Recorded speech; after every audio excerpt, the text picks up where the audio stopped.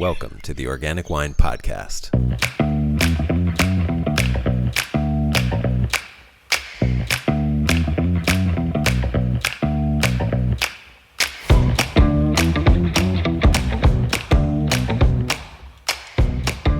Welcome to the Organic Wine Podcast. I'm Adam Huss, and this episode is both a fun conversation and an election week special. Regardless of your politics, I think we can all agree that this 2020 presidential election in the U.S. is one of the tensest and most emotional elections we Americans have had in a long time. This year has highlighted some of the work we have to do as a country. We still have a lot of problems to solve. But I think it's important to be reminded about some of the positives about America. If we focus entirely on the negatives, our perspective becomes skewed, and the work that we're doing to bring about change loses its soul. My guest for this episode has a beautiful story, and I'm hoping that seeing an example of how America still works can be a reminder of what we're all working towards. Nadine Brown's story is in many ways a classic American tale. Nadine is an immigrant. She came to the U.S. to study and work, and when plans didn't quite work out, she found herself applying for a job as a restaurant host in Washington, D.C., our nation's capital. She had no previous restaurant experience and had every intention for it to be a temporary position. However, she fell in love with the hospitality industry. In restaurants, she discovered her love of the energy and adrenaline of working the floor, and she discovered wine. It fascinated her and sparked her curiosity. Born in Jamaica, she grew up with coffee and rum and no exposure to wine. But when she found it, she couldn't let it go. Through hard work, smarts, and determination, that good old American cliché, she learned and trained and worked her way up to become an award-winning sommelier and the wine director for Charlie Palmer Steakhouse, one of the premier restaurants for DC's political and social elite. At Charlie Palmer, she built a renowned cellar focused on American wines and served wine to people at the highest levels of politics, even a future president, all while meeting her husband in the kitchen and becoming the mother of 2 children. Now she's a proud board member of the Restaurant Association of Metropolitan DC, as well as a board member of the extremely well-named nonprofit, the Verizon Project, which is, as you might guess, dedicated to bringing more color to the wine industry through greater access to wine education, wine certifications, mentoring, and networking for people of color. She continues to be a mentor to many young professionals in the business, and she strives to encourage more women to join and stay in the industry. Nadine's story is a reminder of the kind of opportunities I think we want to preserve in the U.S. One of my favorite parts of our conversation was when she talks about how she cultivates curiosity in the people she serves and in their interests, even or especially when she disagrees strongly with their politics, and how that enables her to make connections and have conversations with them. I know that wine is not that important on the grand scheme of fates that can be determined by a national election. But if it kindles the flame of curiosity, if it gives a path to your career and your life, if it facilitates meeting the love of your life and starting your family and building something beautiful, and if it gives you an opportunity to sit down with strangers and be reminded that you have something in common with them, that we're all human at the end of the day, then maybe, after you vote this week, it's worth having a glass. Or 3. I hope you enjoy this conversation with Nadine Brown. Cheers. Nadine, thank you so much for joining me. It's so great to talk to you this morning. Thanks for the invite. I'm excited. Hey. So I just want to jump right in and ask you, what got you into wine? It was an accident. I'm originally from Jamaica. I left Jamaica when I was 12, went to high school in Puerto Rico, went to college in Boston. So it was really the first time I came to the States. So rum and coffee and other things were, in my world. I did social work for a couple years in Boston and then moved to DC in 96. Every intention to go back to social work, try to find a job in the field. I think I worked at Moto Photo for a week, trying to do a couple different things. And then I said, you know what, I'm going to take a break for the summer, just find something. I moved back home. I was living with my mom. Find something for the summer, and then I'll go back in September and, get back on that bicycle. There was an ad for a new French restaurant opening on Capitol Hill. They were looking for a hostess, no experience needed. And I called, and this funny sounding British guy answered the phone, and who ended up being one of my, inspirations and mentors. And that's how I got into the restaurant business, and again, the whole time having intention to go back. But, if you talk to people who've worked in restaurants, there's something addictive about it, and there's a lot of energy. So that's kind of, my four way into Mm, wine. yeah. I worked my way up from host to manager pretty quickly, maybe 2, 3 years. And wine was really my weak suit, in terms of managing and leading people. So I took my first wine class. Yeah, So it wasn't exactly that you had that epiphany moment because you were tasting wines and right. one of them just floored you and you just had to learn more kind of thing. You started Yeah, learning. I had a really similar thing too. I mean, I since then have had been floored by some great wines, but sort of started learning about wine first, and it was the whole world of it that really got me excited to taste it and to learn more about it and everything like that. Is that what kind of happened to yeah, you as well? yeah. I was, one really lucky. There were, a lot of collectors and that came into the restaurant that shared wine with me. Back to talking about that manager. I'd be at the host stand in between lunch and dinner service, whatever, wiping down menus, and he'd have purveyors coming in and for his tasting appointments. And I don't know how it started, but he kind of invited me over. He saw me kind of like, "Hey, what's going on over there?" Um, and I think it was a book. It's about champagne and wars, um, Oh, and it was fascinating. Just how the Turks were always fighting with someone and still are, and the old history, the history of wine and the people. Yeah, so that was also a big hook for me. And yeah, just wanting to learn more, and I'd read more, and I kind of couldn't get enough. it's well, reading is one of the things I was going to ask you about. So obviously you were in a restaurant, so you had access to a lot of hands-on or mouth-on learning Right, or palate-on learning. I don't know what you call right. it, but Yeah. um, so, but I imagine I mean, are there any books that you would recommend, or just what got you going? I think the Wine Bible I always recommend to Yeah, people by Karen McNeil. There was yeah, another one, like I was a host and then or like office manager, so I different, so I started wiping down the menus, and then I graduated to typing up the menus. Chefs would give me scribbly pieces of paper, how I actually met my husband, my now husband, because he was a sous chef at the time. I think they're still in publication. It's called Food Lovers Companion. There's a Food Lovers Companion and Wine Lovers Companion. It's basically just a dictionary. It's alphabetical order, and lots of information about wine and viticulture. That's another one.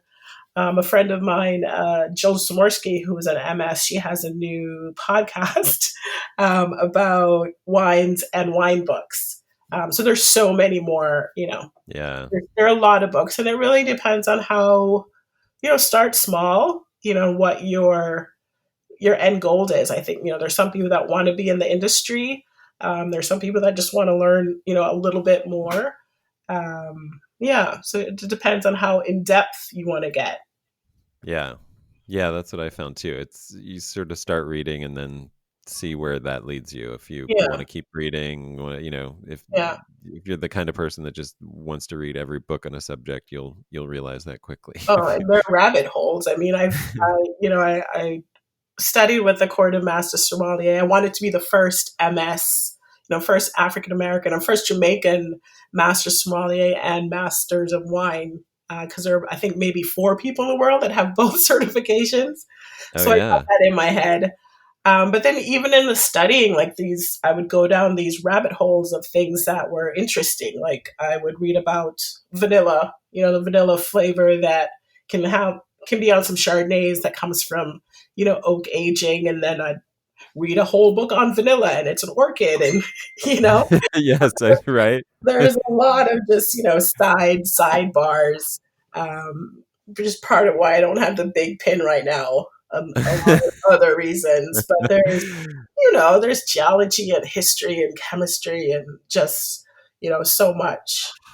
I love that, and I love that you brought that up. I mean, a huge part of why I started this podcast was really just to make those connections, because I think it's like I make the analogy that, like, you just start with what you like, with what you love, and Yeah, if you truly follow it back, like, you will be connected to the entire world. yeah, If you love vanilla ice cream, you're gonna start learning about dairy farms in upstate New York and vanilla plantations in Madagascar.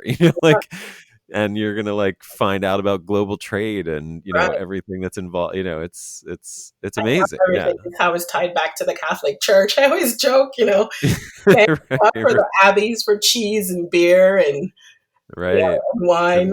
And I think that's what's so great about wine, because it is so connected, and we talk about the earth and where it comes from naturally. So it sort of leads you already down that path so quickly. Just to know about it, you have to sort of go deep into where it came from and how it was grown and all that kind of stuff, which Yeah, is is fun. And you know, I don't usually ask about like specific wines on this podcast, but I would love to get your take on some of your favorite wines right now.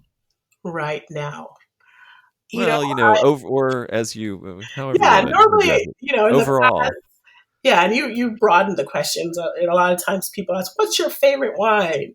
I'm like, "Oh, there's so many." Um, yeah. Yeah. I spent, Is there yeah, I spent most of my career, running an all-American program, right on Capitol Hill. So I feel right? like, California wines are my strong suit, but I love wines from all over the world.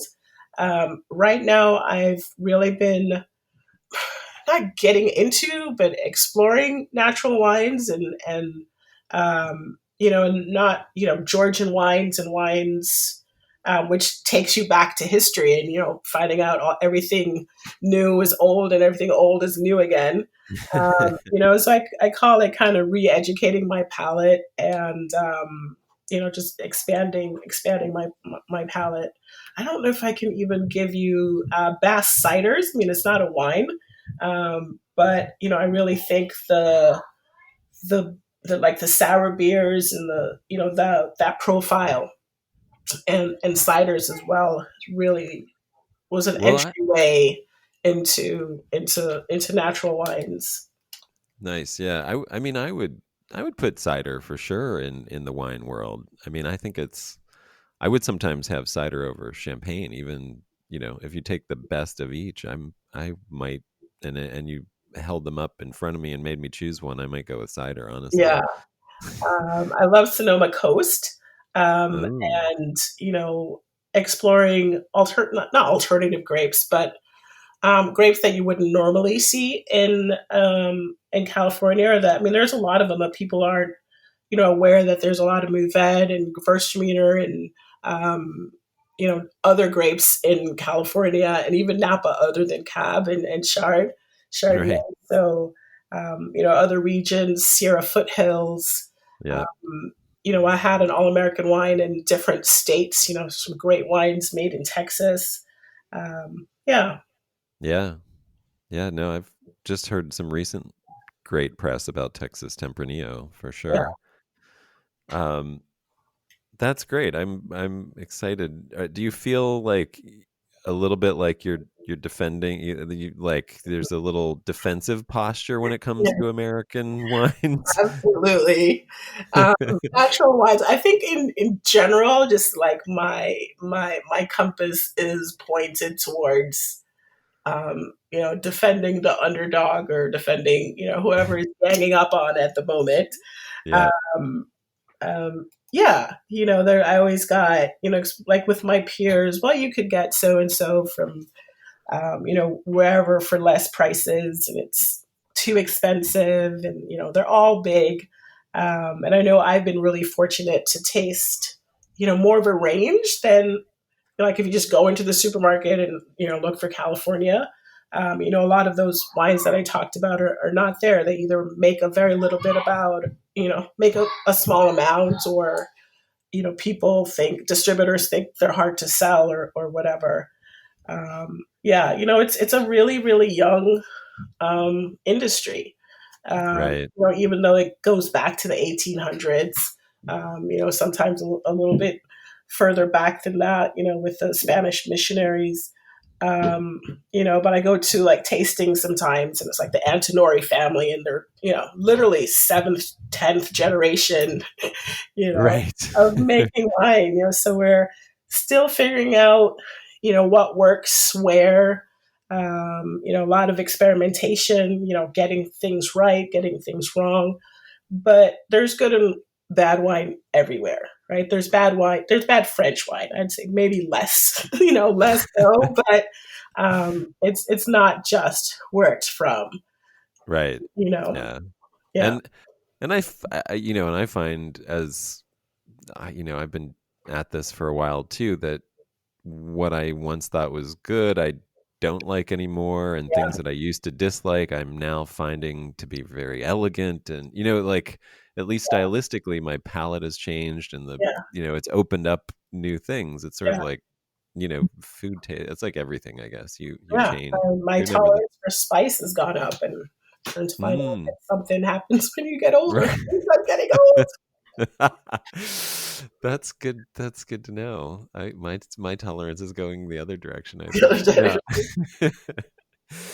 um. Well, so you've alluded to some of this already, and you've talked about how you got into it, but you've had a pretty interesting career. Where your career took you there in Washington D.C.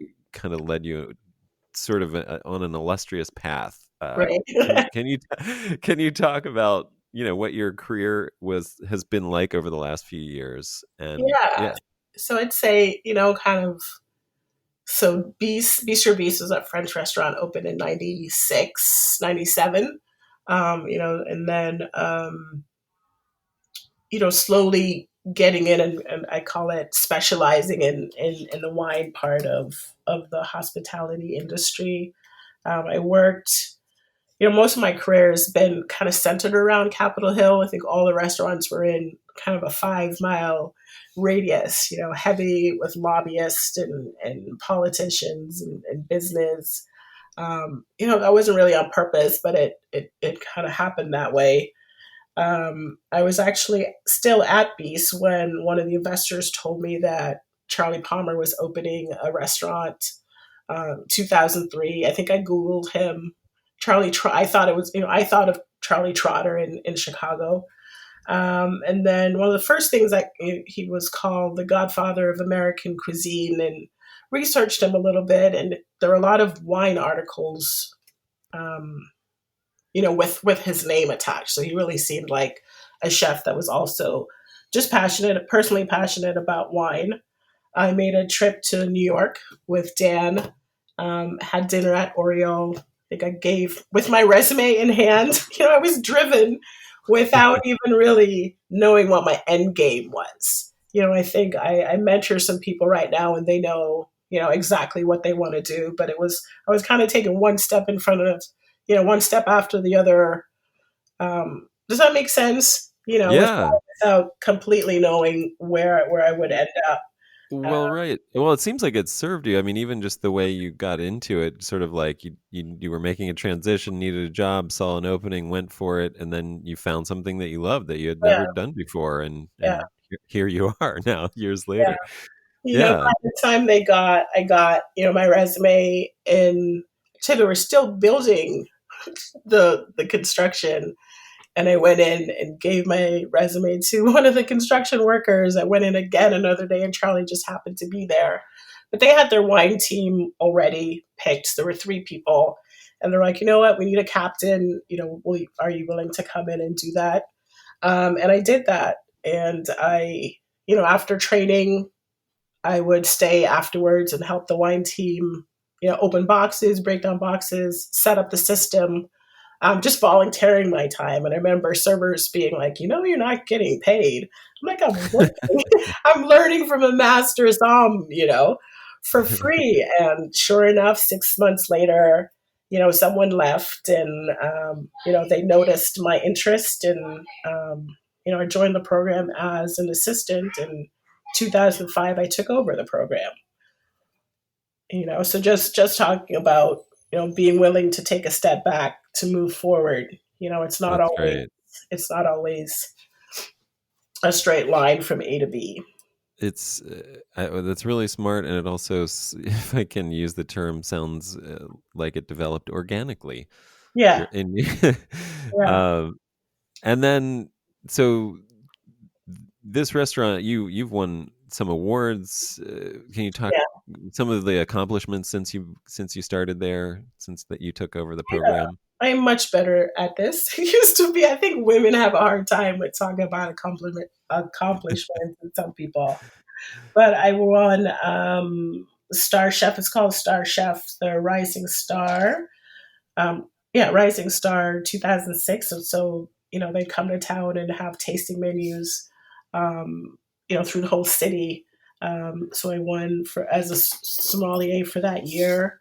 I won the Rammy Awards, which is an award, a local award for best wine list for the DMV, DC, Maryland, and Okay, Virginia. got it. So that's some of them. That's very cool. And when you started there, had you gotten any certification at that point, or were you still studying? I was still studying. I hadn't gotten any certification, but I always had my No, books. I'd work lunch. They'd see me studying and then my break, and then work dinner. That kind of no, things. Yeah, I love that. I mean, I love the. I mean, there's something about people who are self-made and yeah. just doing. I don't know that I Yeah, I did respect have a it. And wine captain. There was like a 9-week course, okay, back in cool. when I was a manager, and wanting to, just feel more comfortable on the floor, with servers. So I did have this, little 9-week captain course, which was good, because he covered, what I call the basics, a little bit of everything. Well, and the court has had a little controversy lately. I Yeah. didn't even think to bring this up, but how do you feel now about going all the way to the end of getting a master som certification? Um, so I'm not a master som, which I know. No, no, no. That's what I mean. How Yeah. do you feel about continuing on? Do you care as much about it? Do I you? don't care as much. I mean, and that was even, before this. I think when I started having kids and the mortgage, and it takes, I don't know if you've seen the movie Saw, and I think definitely Yeah. people understand more what it takes. I was a part of a tasting group for, 10 years every Sunday. It takes a lot of grit, and Yeah. I'm much, I've grown into grit, but I was not always good at falling off the horse and getting back up, and that's a big part, I think, of people that make it through it. Got Um, it. Yeah.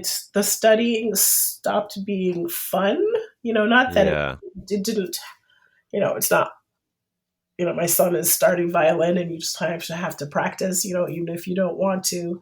But I was reading about things that didn't connect with what I was doing on the floor, or Right.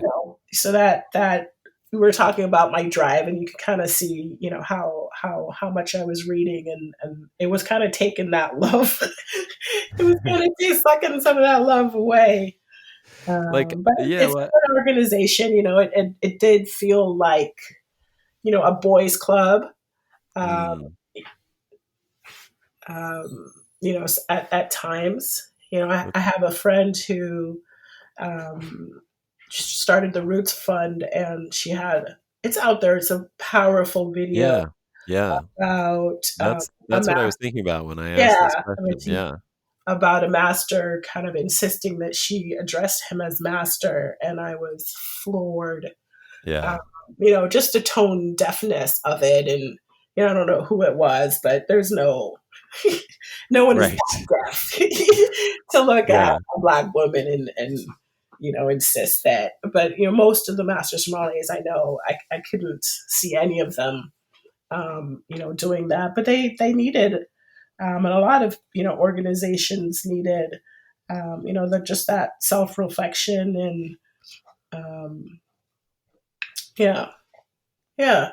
Just real fast. I'm advanced with the Wine and Spirit Education Trust, WSE, Yeah. Yeah. and not that I prefer them. I do prefer them a little bit more. They, I feel like, focus. There was a whole chapter on viticulture um, that I don't think the court does, and the court is definitely more geared towards service. Right. Um, So you did say, just in terms of these very highly priced bottles, I'm guessing, at the restaurant that was kind of the norm, and just in terms of who you are as a person and the kind of clientele that you were serving there in DC, what was that like? And what, do you have any stories about, fun moments or not yeah, so fun moments? And yeah. hey, it's an election year, so even, any stories of politicians that you might have worked with? Yeah, for sure. It was definitely a high end restaurant. The when you sat at the table, the Capitol is right in front of you.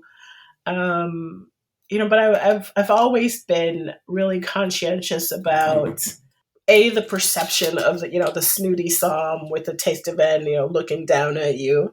I was lucky, that my early mentors were not like that. Regardless of how much knowledge that they had, and also making sure that I had um, a range of prices on there. Because I would definitely, would have the CEO of GM come in, and I, of course, want to make sure I have a $3,500 bottle of wine that he'll buy, three bottles of, because that's my job, and it helps me buy other stuff. Right. But also, having a good $55 wine on there and making sure that it's good, right? So not just Yeah. throwing a $55 wine on there, but really tasting and tasting until I find there's a really good value and a good story to put on the list. But of course, lots of stories. I love talking to people, and that was definitely one of the highlights of working there and working the floor. And one of the things that I miss. I Yeah. got good reviews, even from people that I didn't sell wine with. Um, Someone wrote an interview with me, and he said that I knew a little bit about a lot, and I would, agree agree with that. From reading The Economist and what was that show? It's on NPR. It's the Canadian broadcast thing, but people um, like when you're interested in what they do, or um, yeah, again, I could talk a little bit about nuclear science. I can talk a little bit about, just being a curious person. I think a lot of wine Mm. people are just naturally curious, and I'm curious about a lot of different topics. Paul Ryan, Uh, who oh uh, yeah. has the most beautiful blue eyes, um, but definitely didn't agree with a lot of his politics. But we would talk about. I think I was doing PX30, and he works out a lot. So just finding the commonalities. Mm. Not a lot of bad stories. I think they always knew that they were not being watched at the restaurant. But that's Right. not where the bad behavior comes in. I feel like it's those secret tapings where you see the bad behavior. One great story with, I think it was 2008 or 2007, with Barack Obama. He wasn't the president. I think he was just starting to campaign, and it was a big DNC fundraising event. I mean, they're in one of our private rooms, Nancy Mm. Pelosi, a lot of people in there. And our restaurant on the roof has a gorgeous view of the whole mall, the Capitol, going down to the monument, all the museums. So we get a lot of people, kids coming to DC for the first time. It was a table And I think he was about 17, and he saw him when he went to the room. He's like, "Oh my God, I can't wait till I'm 18 to vote for him." And he was so excited. Um, there's an unspoken rule not to bother celebrities. You don't, when you work there, you don't ask Sure, for, of course. Yeah. pictures and Yeah. Just autographs. professional courtesy, of Yeah, course. not Yeah. that you never do. Um, Julia Child came in early in my career, and I did. I think Q-Tip as well. I have a picture of myself and Q-Tip as a host. But so I went in the room, kind of tapped him on the back. I'm like, "I'm so sorry to bother you. There's this person out here. We really want to meet you." Shaking like in awe myself, and he Uh-huh. left. He left the big people that were writing the checks and came out and met this kid and took a picture with him and shook his hand. Like, I'm not getting teared up, but every time I tell that story, it's just really authentic. Yeah. Yeah. Well, and I'm sure even, and maybe even especially so with the politicians that you worked with or served wine to, Right. who you disagreed with. I'm sure it has the effect of humanizing Yeah. these sort of figureheads that we see only like Absolutely. through the lens of very skewed news articles for or against them. Yeah. Like Paul Um, Ryan would come in with his family and his kids, and I think sometimes you don't think of them like that. Yeah. How's that affected you in the way you think about politics or anything? Um, that's Tough a good question. question. That's a good question. I think it did. A good. I call him a friend. He's a representative as a congressman, Mike Thompson, and he represents Napa and Sonoma. And he's part of the wine caucus, and Mm. just a good guy. And I always use him as an example that we put all sorts of people in, generalized in big buckets. That there's, that they're good people up on the hill, and I think a lot of them leave because it's hard. Um, Mm. Recently, last 2 years, I think it's actually started with this guy getting elected. I stopped like unfriending people that I didn't agree with, and Um, just trying to find the commonalities. Um, yeah. and I was able to do that with not Ted Cruz, but Paul Ryan and some other people where you could find, we could talk about working out at PX30, and there's, I think if we just sat down and with a lot of things, there's a lot of commonalities and things we can agree on.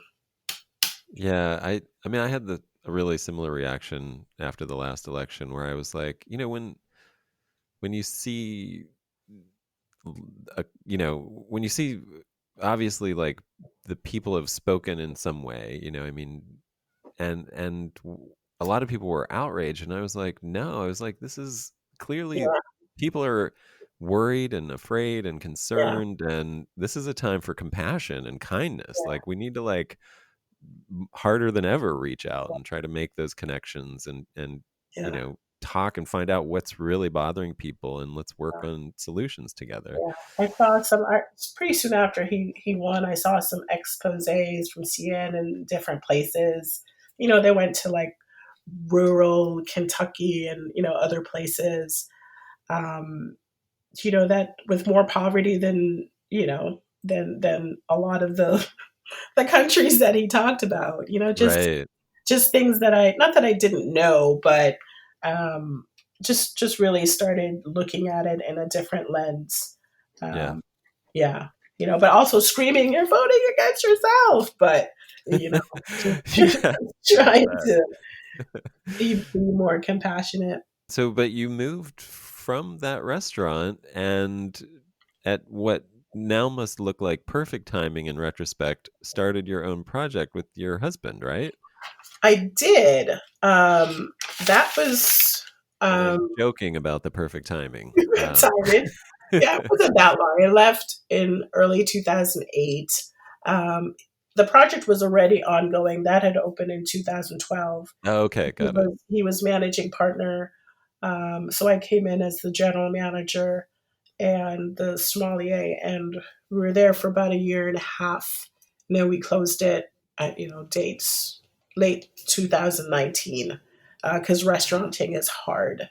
Yeah. But it was, it was a great experience. It was almost like five different businesses in one. It was a bakery and a wine shop and a bistro and catering. So there was a lot going on. Um, yeah, And rents what were it very high, or rents were very high. right. Did Yeah, you have the same focus of American wine I in that? didn't. I What, didn't. Charlie had that idea, Charlie Palmer, because of our proximity to the capital.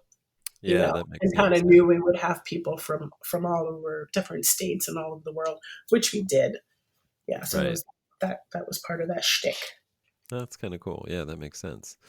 Um, well, I've heard a little in the background there as we've been talking, but a big part of, your mentoring, I think that I've heard you talk about is being a mom and Yeah, helping other women who are in hospitality, working in restaurants. yeah. Do you have any, what has it been like being a mom with two kids and working in hospitality? It's been challenging. I got to start by saying it's not easy, no matter what industry you're in, right? I think COVID has really taken the last band-aid off of this incredible Yeah, issue that we have in this country. I don't remember the numbers, but how yeah, much of the female workforce is not back to work. It's not that there are not jobs there, you know. Uh, right. it's a huge issue.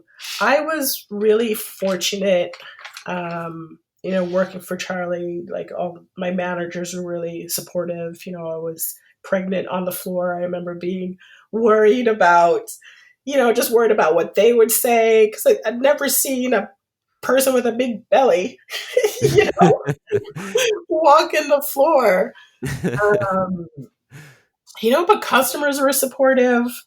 I was extremely lucky, in terms of time that I needed, or calling like 10 minutes before, just crying because I'm having a day. I can't come in today, and not holding it, not. And there's a balance, right? It's a business. Right. They need business goes on, the show goes on no matter what. But I was lucky and supportive. I worked really. It was helpful early on when they were young, because I would go to work like 4 to 11, 3 to 11. So I had the whole day, like with my son. I'd go to take him to the parks, do all these activities. Sometimes with stay at home moms, and like at 2:30, I was like, I gotta go. They're like, where are you going? I'm like, I gotta go to work. I'm like, you work? But I was fortunate in that sense. But there's uh, Charlie Palmer was right behind the Department of Labor was right behind us. It was huge. I don't remember. It's like 3,000 people go to work there every day. But I was always a little jealous. There's a daycare on the property, and a Oh, wow. playground in the back. Their offices kind of circle the courtyard, so you could probably just look down and see your kids. Wow. So I think there's a lot that people can do, and not everyone can have a daycare, and Right. everyone doesn't need to have a daycare, but um, they recognize the importance, and it makes a huge difference in productivity. It's just a win-win situation. Working from home is no longer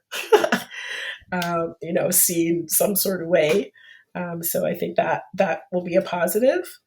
In terms, but hospitality, there's not a lot of jobs you can do at home. Well, there is, some there's marketing, there's a lot of things other than wine. Yeah. Um, but recognizing that there's a problem, working with people on an individual basis, and also, just having like policies down on paper.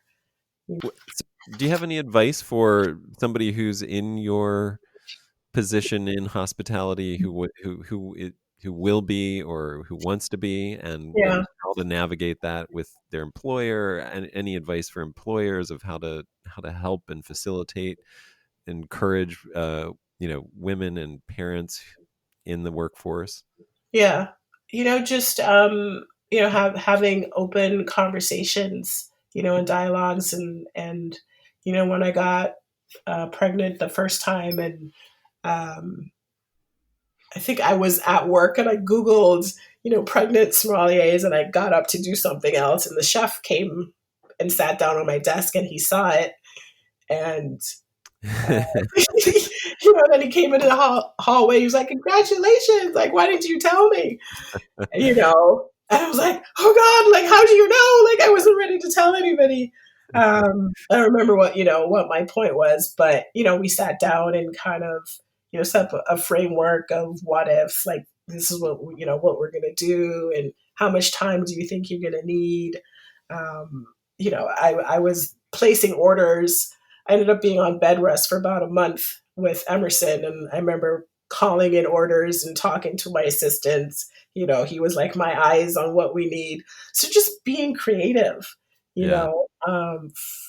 guilt. I think guilt, no matter what industry you're in, but kind of owning that guilt, or feeling like you want to be three places at one time, but owning it and moving on. You kind of have to move on.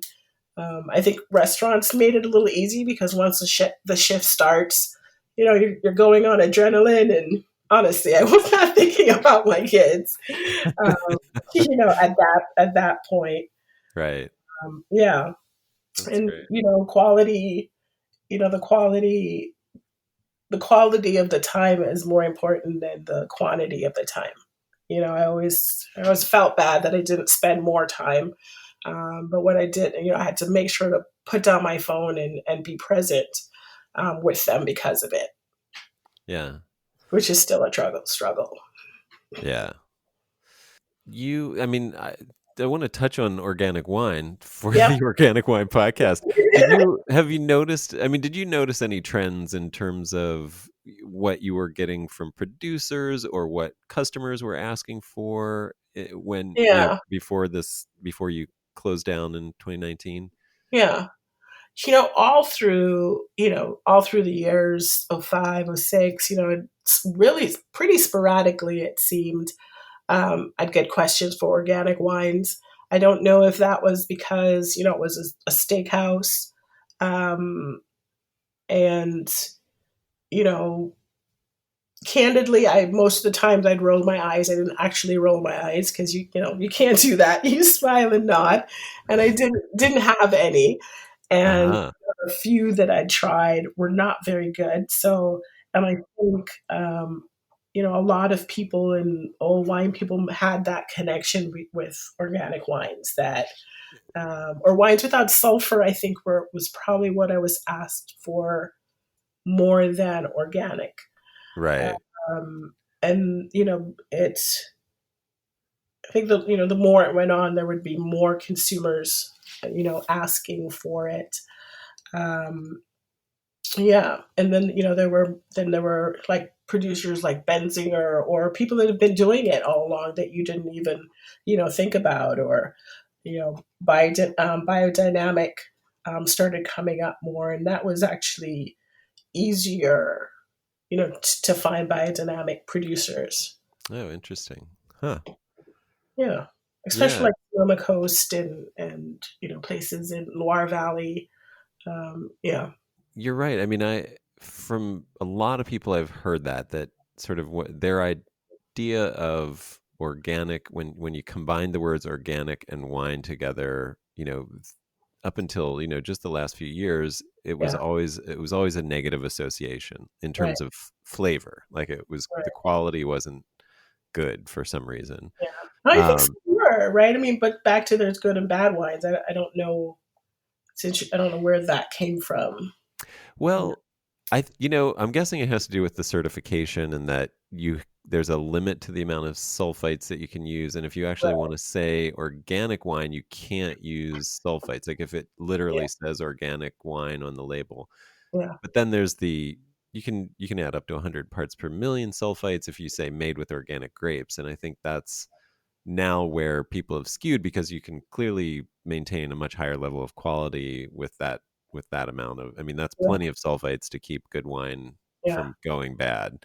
And it's Um, hard. I mean, not that it's easy, but I think, there's a lot more care, you have to be a lot cleaner. I think, there's a lot of things that can go awry. yeah, yeah, and it. I mean, personally, since I make it, I will say it Yeah. definitely has to do with your picking decision.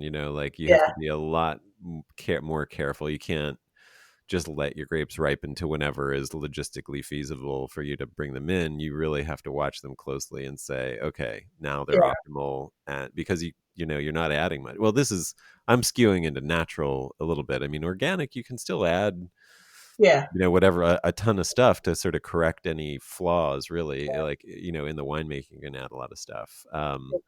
Natural sounds like what you were getting asked for, or the trend that you started seeing. It sounds like more that no sulfur thing. I think, and it's unfortunate that I think natural also, probably, you could probably back this up from your experience. You have a lot of wines that are off and don't Right. necessarily give people the best impression of that brand of natural.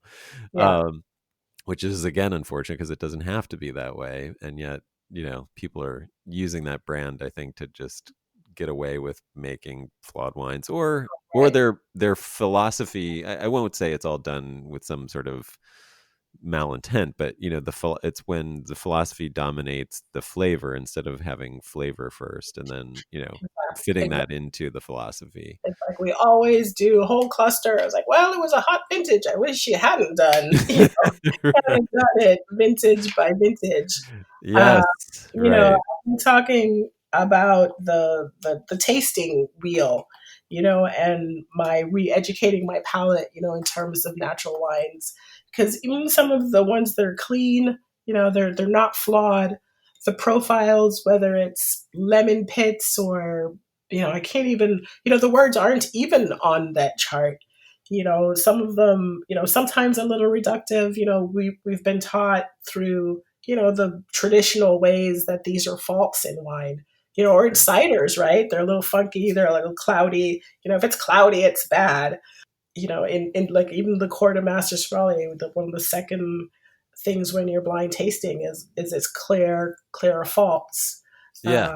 Uh, so kind of changing, you have to kind of change your vocabulary, and learn these. There's not a lot of plum always. Do you know what I mean? Yeah, There's the yeah, riper, yeah. it's a different profile, Yeah. for wines Yeah, that's for interesting. some Well, of them. you might end up writing the natural wine palette wheel. Yeah, which is funny because I'm queen of Cabernet, but again, I think it just kind of started with defending the underdog and all my friends I love that. meeting up That's and all these crazy hippie kids, and I'm like, well, actually, in the Loire Valley in Georgia, they buried it, and good. the orange wines, and there's a whole spectrum to them, People, I think, say, aren't all wines natural, but right? when you know anything about winemaking, you know Yeah, how much can be added in the winery, how much can be manipulated. yeah. Yes, it all starts with grapes, but in Some some are more cases, naturals than others. you get a long ingredients list on top of that. Yeah, And unfortunately, I think those are the kinds of wines that are mainly available to consumers. Like I went into our local Albertsons here on Crenshaw Boulevard, right. and you know, two things I want to ask you about. Well, I mean, or just talk to you about. But the first one was, I was looking to see are there any wines made with organic grapes? Like, I don't even care about organic wine or the Right. additives at a certain level. I'm really hoping that the Right. viticulture is responsible and clean and, Right. beneficial to the environment. And there was one in the whole aisle, like, the huge aisle of wine. I found Did one. you know it, or did it have it on the label? I happen to know that producer, and Yeah. that's the thing, I mean, it's possible that, organic grapes were probably might have been used in some Yeah. cases I in, would think in a so. big blend with other grapes, to Yeah. make these other mass produced wines. Yeah. And I know that there are some, like Jay Lore and Kendall Jackson are very, very strong in their sustainability practices. They don't Yeah. always practice organic viticulture, but Yeah. their business model and the kind of agriculture that they do practice, as well as the treatment of workers, water Right. conservation, land conservation, is The very responsible, very whole thing. Yeah. commendable. Yeah, like the whole package. So those are ones that I'll like. Well, I'm glad it's there, and but I Yeah. was, I'm also kind of a stickler about just like not putting synthetic chemicals into the world. And I found one, I found one wine that adhered to that, where it was 100%. And that was Gurgich Hill's Chardonnay. And Wow. at our local Albertsons, that's $35 plus, which I think probably doesn't sell very often. It's Right. it's not, there's not many on that top shelf in that price range, especially Chardonnays. So it's like the one that was available isn't accessible to most people who are shopping for wine there. And that, I find that to be sad. But the other thing was just how intimidating that, like, when I stepped back and I'm like, let's say I'm just coming in here and I'm the basic person that doesn't have a lick of knowledge about wine, and I'm coming in maybe just with an openness to, maybe I should try something new. My friend said I should, drink red wine for my health or something like that. Yeah. Like, I would just walk into that aisle and I'd turn around and walk right back out. It's like, Yeah. it's literally like just this wall Yeah. of sameness and covered Yeah. with words that I don't understand necessarily, or want to read, and spend, a half an hour just like perusing every single bottle and trying Yeah. to figure out what. Like the craft aisle where it's, they're all cheese. It's just different packaging under, say, Right, different right. name. And Yeah. and so I was thinking, like, the other side of the aisle was where it was like the boxed wine and the jug Right. wine, and those in a weird way kind of popped out. Like, I was like, you know what? This is a little less, like, it's a little more tangible. Like, it's almost In like with terms of price. liquor, and the price is right as well. Exactly. What can we do? Like, what can we do to make wine? Like, what can we do to make that wine aisle more fun for more people, or just in general, like, make wine more accessible, so that, we're like, yeah, like, we can share this love, first of all, but also just, add health, bring in new people, bring in the next generation, that kind of thing. Do you have any Yeah, thoughts? there's I think a lot. I think, producers can help with, in terms of the labeling. Um, not I don't need a an ingredients list, and I think, something they say on the Hill a lot, like no one wants to see how the sausage is made. I don't necessarily need to know what's in all of them, but using some of that space, with hints of strawberries and all these words that really don't tell you much about the wine, but putting some more information on there. Ridge Vineyards in Santa Cruz is famous for putting a lot of details on there. Yeah, Um, I uh, love them. supporting your local. You can't always go to a wine shop in some areas. I know don't have wine shops, but when you can, because they're curating what's in the store. There's more flexibility. And then talking to the people that are buying the wines, like you would in a restaurant, right? I think we need to do just some homework. My husband is always on Consumer Reports. I think we have no problem reading, all we can about a mattress before we go buy it. So just doing a little bit on the homework. for yourself in finding, in terms of what your priorities are and and I think it's much easier than it used to be.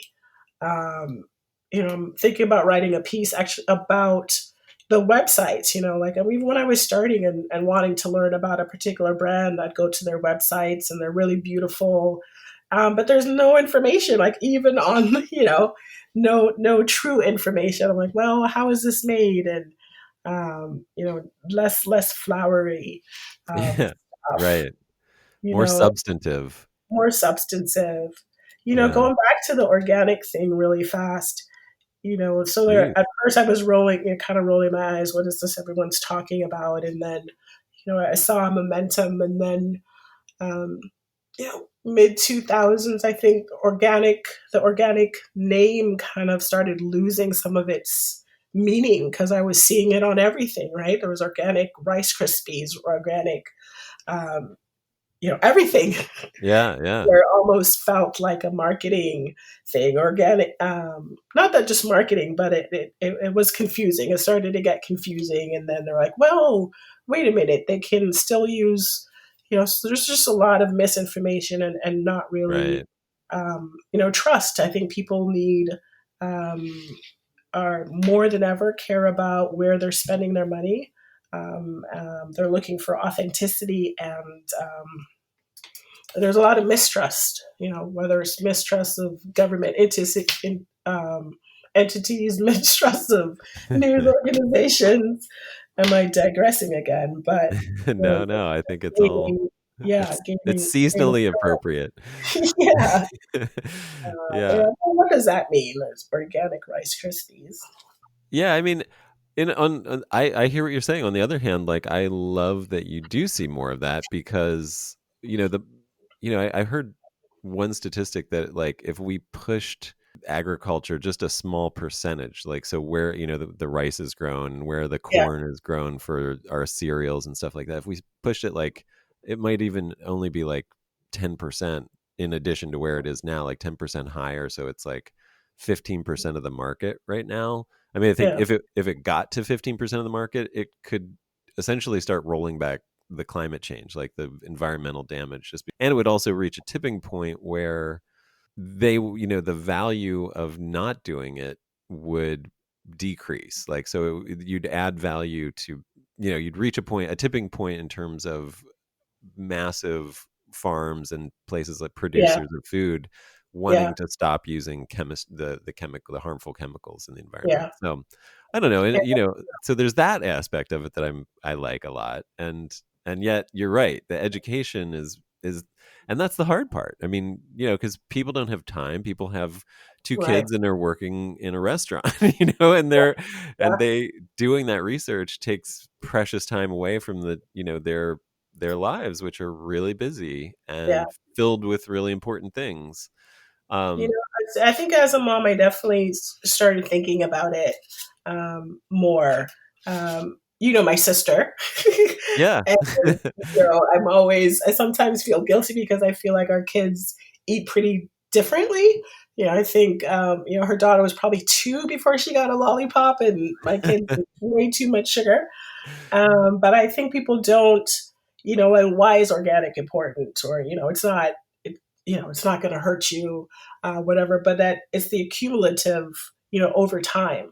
If my kids start eating, the stuff now and, just over time, they're finding, babies like that are born with markers of chemicals, already in their bodies, yeah, based on what women are eating. So, we all sound like, crazy hippies, but I think there's still a lot that we don't know about why there's so much cancer. Why is there, why right, are Americans dying at a higher rate from COVID right now? Because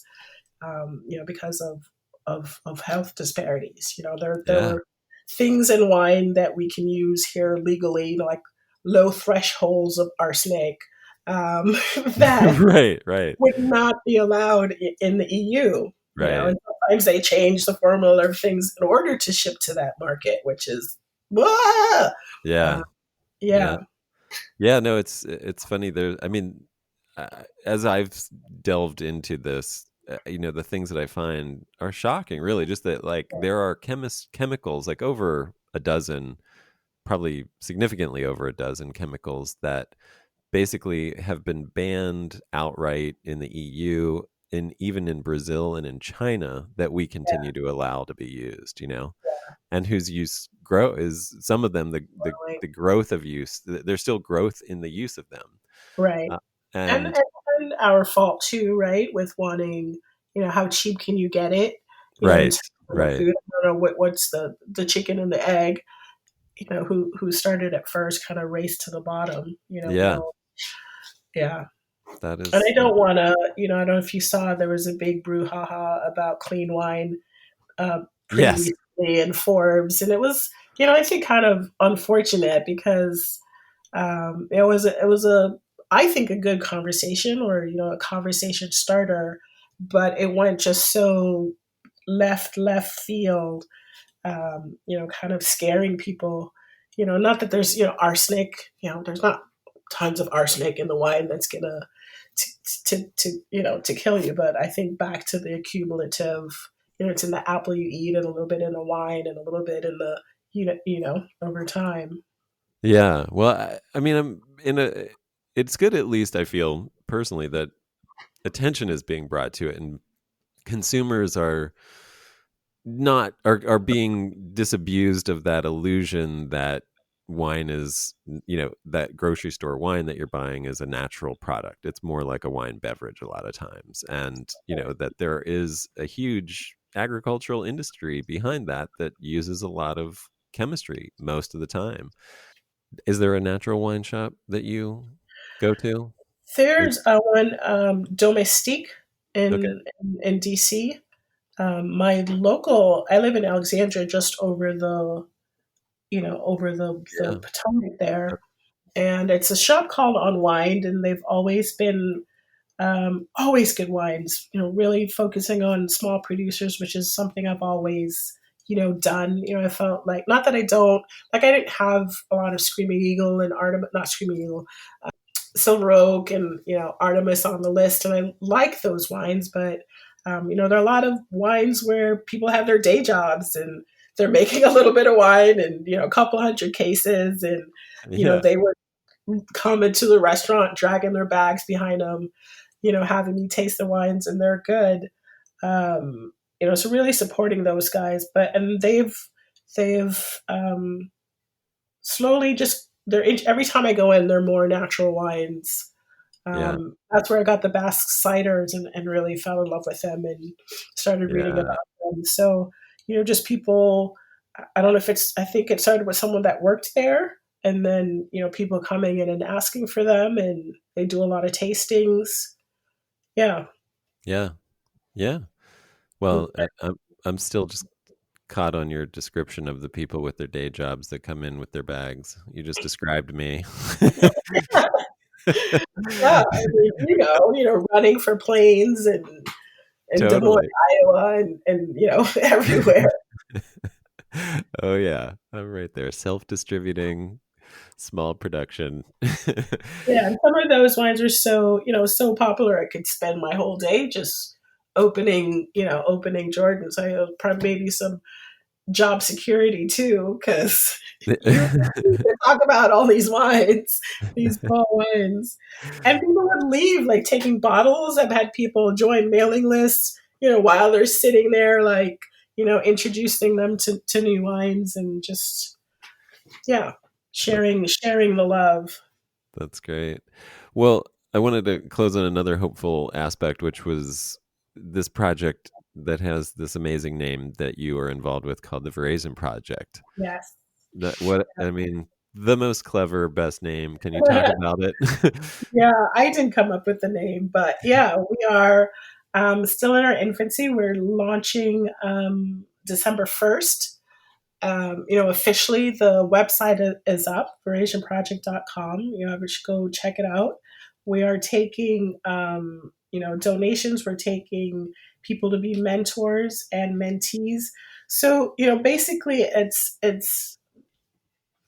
is an attempt to, get more Indigenous and people of color in the wine industry. and helping to facilitate that. I think we taught when we were talking about blind tasting, just access to wines and giving recipients a case of wine and connecting with distributors to get that wine for them to help with blind tasting, giving out funds to for certification. The advanced test is probably $800. I mean, all of this stuff costs a lot of money. Right. I think Janice Robinson's new books are $60, and I love her books. Yeah. She is incredible, but cumulatively it adds up and can be a barrier.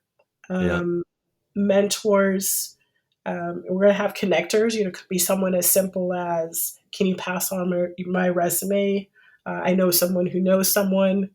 And it's not just wine. I'm getting winemakers, people that are in marketing, people that are in compliance. It's a huge industry that, there are a lot of people right now that are looking for a career change. They could be accountants someplace else. And there's a need for that in the wine industry.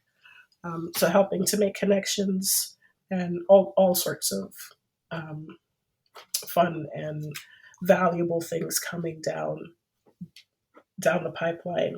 So I'm on the board of that and the board of the Restaurant Association here in DC, which I'm really proud of, from starting as a host 20 years ago to being a board of, the Restaurant Association for DC, Virginia, and Maryland. That's fantastic. Yeah. Cool. Well, is there any contact information that you want to put out in the world, or any websites that you want to send people to besides theverizonproject.com? Yeah, I'll give a plug for my Instagram page. Great. I joined Instagram years ago to the point I had 3 accounts and didn't even notice it and didn't do anything with it. Again, mortgage, kids, working. And since COVID, I've gotten more involved with it and met some incredible people, and using it to help me pivot to what's next. So there's just fun information there. It's Nadine Brown. Nice. Got it. Okay. And, that's it. I got my first little, maybe you can help me out. What's a better word for an influencer? I feel like influencers got a negative connotation. But, a job from the Napa Valley Vintners Association to help promote, an initiative they have coming up to help support from the glass fires. So that's an influencer, but got to come up with another name. Yeah, I don't know. Yeah, you can follow me on the gram. Great. Sounds good. Well, thank you so much. This has been a lot of fun. Thank you for your time and for being candid and sharing all of these stories and personal, experiences. It's been... I appreciate it. I can't wait to try your wine. Thank you. I can't wait for you to try it as well. And we'll have to do another whole podcast about that. Just kidding. Okay. All right. Thanks, Nadine. All right. Thank you.